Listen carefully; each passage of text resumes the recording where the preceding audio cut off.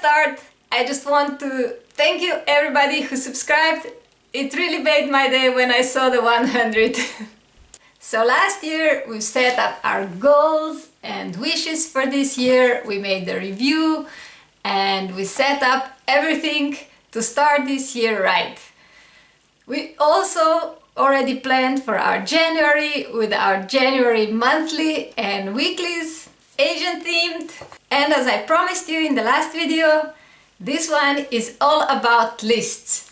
Now, I love lists. I always did lists on papers, on recycled cardboards because they are sturdier and they don't get destroyed and lost as easily, and you can use them as a bookmark, which is really handy if you have a cookbook and then you make a list of every recipe you want to try and just put it into the cookbook, for instance. Or when I was learning and studying, I made a list what I have to study and then put it into the book where I left off, and so on. I always made lists, all kinds of lists, to-do lists, gift idea lists, various ideas for all kinds of projects, for all kinds of crafts or whatever. I always loved lists. So much that my alpha male always teased me and said that I'm a list girl. Well, that's certainly true, and maybe that will help you in some little way, because in my many years of making lists, I found out some, let's say, shortcuts or some things that work for me or work for others, and I hope you'll find something useful. If you do, please give me a like and do subscribe for more arty crafty fun, because that's what this channel is all about. Now, why do we make lists? Well, the first most obvious reason is because those lists otherwise exist in our head and take up our precious brain space. I have tons of lists in my head as well, and I was so delighted when I found out bullet journaling, so that now I have them all in one place. Theoretically, I still make lists on papers and recycled cardboards, and I still have tons of lists in my head too, and I have Pinterest, and I have Workflow, and I have Google Calendar, but let's not get into it. Today we're all about how to make lists in bullet journal so that they will serve you well.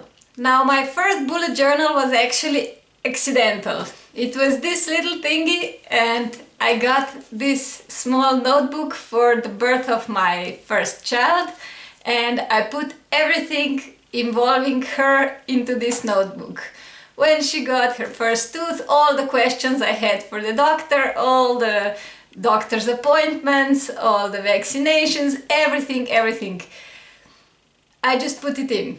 And it was great because it was all in one place and I loved it. I didn't know it was a bullet journal by then because we never saw it here. It was not popular, we didn't know it. I don't know if Ryder Carroll already made it by then or not, but it certainly wasn't here. But already this little thingy had lists in it. You can imagine. Lists what to take to the seaside with the baby, what to take on a trip with the baby, what I should ask the doctor, and so on. There were tons of lists in it. Then later I found out bullet journaling and I wanted to try. So this is my first bullet journal from back in 2017. And I made a lot of lists at the front, but I also added them while I was going. This is the traditional way, the way that the Ryder Carroll, inventor of bullet journal, thought about it and used it, and it's still very popular with many people, including my daughter. She loves it like that, and she doesn't mind checking out the legend or the key where something is. For me, with my slightly dyslexic brain, it's really hard to find out the right number with the right thing, so I prefer to have all the lists in one place and just flip through them. I don't like to find the page number. I never liked that. I hated that since I can remember. So in my next bullet journal, I put all the lists that I could think of in the front of the journal, But when I remembered something else and I needed another list that hasn't been written yet, I put it in the back. But after a while I thought about it, you know what? Why would I have it in two places when I can have it just in one? So now I make all my lists at the back. And whenever I need some lists, I just flip my notebook and just go from the back. And that really works for me. It really depends on you. If you don't like to search for page numbers, that might be a great idea for you. But if that's not a problem for you, you might just go along. That way also has some benefits, because that way you have everything that happens in January and you need the lists in January, like if you're going skiing and you have the lists for skiing, and it's much easier. But as I said, for me, I use lists all year long and I really like to have them at the back of my bullet journal. Some people also call lists collections, so if you're gonna search it through the internet for the ideas, that might be good to know, and I'm sure there are other names that I'm not aware of. So let me know in the comments, I'd love to learn. So what lists and collections can you make? It can be anything that interests you and that has more than one item on it. It's that simple. You can make lists of recipes you want to try, books you want to read, movies you want to watch, TV series you want to see, date ideas if you have significant somebody whom you want to surprise with something, gift ideas, that's one of my favorite spread and I'll talk about it later on, and also wish lists for people who want to give you a gift. Then there are many to-do lists, like if you're into art, which is highly likely since you're on this channel so long, so probably you could make a list of bullet journal ideas, bullet journal layouts. You could make a list of drawing ideas, painting ideas, mixed media ideas, art challenges that you can take part of, prompts for art challenges that you would like to try, clothes you would like to sew, things you would like to model, jewelry you would like to make. Whatever is your thing, you can put it in and list off all of your ideas, what you want to make, and that doesn't mean you have to make it that year. It just means that that idea is there and it won't run away. You can make a sketch besides it if you think that the words are not descriptive enough, or if you're just more visual person, you can have more collections for a hobby that you do a lot of. Like I do a lot of sewing, so I have a spread for sewing ideas that I want to try. I have a spread for sewing ideas from the fabric that I already have, so that I can tackle that first, because then I get space and people get the things that they love. I have a list or collection of sewing ideas for my kids and for my alpha male, the things that they wanted, that they mentioned, or some particular pattern that they drooled over when they saw it in a magazine. By the way, October magazine is great for kids' clothes. They're very practical and really nice and cute. And then you can also have another spread for things for the home that you can sew for them, and then you can have another spread with all the patterns that you want to make, or just listed all the patterns for a particular thing if that's your specialty, like, I don't know, underwear or dresses, whatever. But that's just one example. If you're into woodworking, you would make another spread for woodworking, and you could divide it depending on the techniques or on the material or whatever. Just somehow that it makes sense for you. You're the one who's gonna use it. Now lists can be really nice and colorful, like this list for books. I also glued in the covers of books from some book catalog, or they can be really simple or even simpler, just a few lines, and they all work. What I like to make is whenever I go to the library or bookstore, I take these ideas for books and I just put them beside my bullet journal spread. So it's easy to find, and if I don't have the time to just write them all in, I still have them all at the same place. But this kind of spread works just as well. You don't need to be fancy to make your bullet journal lists really useful. If you do art, you can have a list for portraits, a list for mixed media art, a list for watercolor paintings, a list for drawings, a list of all the places where you can find tutorials or quick poses or reference materials. It doesn't matter. There's tons of lists that you could make. When we were in isolation due to the happy 2020, I made a list for things to put in a sunshine box. That was a kind of happy box present that you send to somebody to make them happy, and everything has to be in some shade of yellow. And I made a list of social distancing games for kids, and you can make a list of everything. That's what I want to say. If you're pen paling with somebody, you can make a list of things you can send in a happy mail, or how you can decorate something, or different ways of folding a folder, and all kind of little paper crafts. Whatever craft or hobby you have, you can put it in. If you're more into sports, you can list off all the ideas for the exercises for a handstand or backflip or yoga poses, whatever is your jam. If you do powerlifting, you can put the number of reps and how much time you have to do each one or something like that. I don't know nothing about fitness, I've never been there, so I'm sorry if this is not accurate. If you're doing craft fairs, you can list off things you could sell at a craft fair, and you could do that for different craft fairs, because you probably won't sell the same thing at the seaside as you will in the December Christmas craft fair. But you might, I don't know. I would like to see some fish in Santa hats actually. One of my favorite lists is gift idea lists. This one is great, and I do it in every single bullet journal I ever had, and I always use at least 2 two-page spreads. One two-page spread is just for my immediate family, my kids and my alpha male, because I need that much space for all the ideas. I put down all the ideas that I get at any time. While I have the idea, I just put it down. It doesn't matter. As soon as I get to my bujo, I just put it down, otherwise I can forget. And it can be those simple little things like, I don't know, a red color pencil, or my alpha male likes very thin rollerball pens. The brand doesn't matter, but it needs to be thin, so you can just put a description if it's not something specific. If you have an idea of something you would like to make, you can also sketch it out, or sometimes I put a Pinterest logo next to it, so I know I have this thing already pinned and I can search for it whenever I want to make it.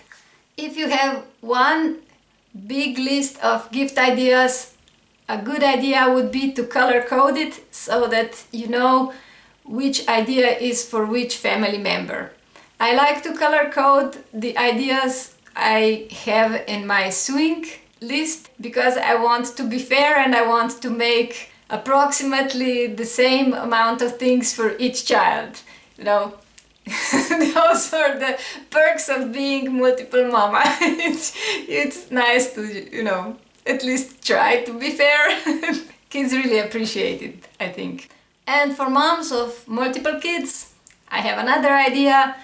Make a list for gift ideas for each kid separately, and then another one for all the kids together.